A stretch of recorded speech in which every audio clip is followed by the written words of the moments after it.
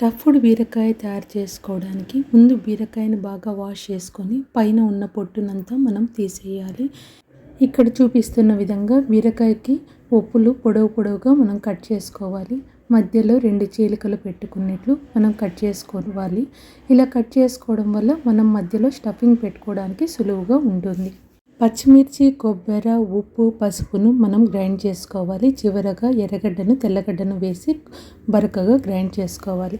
ఇలా గ్రైండ్ చేసుకున్న మిశ్రమాన్ని మనం కట్ చేసి పెట్టుకున్న బీరకాయలు ఒప్పులు చీలిపోకుండా పెట్టుకుంటూ రావాలి. మనం అన్ని బీరకాయలకు స్టఫింగ్ చేసిన తర్వాత చివరగా కొంచెం కారంను మనం పక్కన ఉంచుకోవాలి. మందపాటి గిన్నెలో కొద్దిగా నూనె వేసి ఆవాలు, శనగబ్యాళ్ళు, ఉద్దిబ్యాళ్ళు, కరివేపాకు వేసి మనం పోపు పెట్టుకోవాలి. మనం ముందుగా రెడీ చేసుకున్న బీరకాయ ఉప్పులను అందులో పెట్టి కొద్దిగా నీళ్లు వేసి మూత పెట్టి ఉడికించుకోవాలి. మధ్యలో ఈ విధంగా కుదించుకుంటూ రావాలి. గరిటెతో కాకుండా కుదించుకోవడం వల్ల ఉప్పు నలిగిపోకుండా ఉంటుంది. బీరకాయ మెత్తబడిన తర్వాత మనం పక్కన నిలవ ఉంచుకున్న మిశ్రమాన్ని కూడా వేసి కొద్దిసేపు మూత పెట్టి ఉడికించుకోవాలి. చాలా తక్కువ ఆయిల్తో, తక్కువ రకాల ఇంగ్రీడియంట్స్తో మనం చాలా సులువుగా తయారు చేసుకోవచ్చు.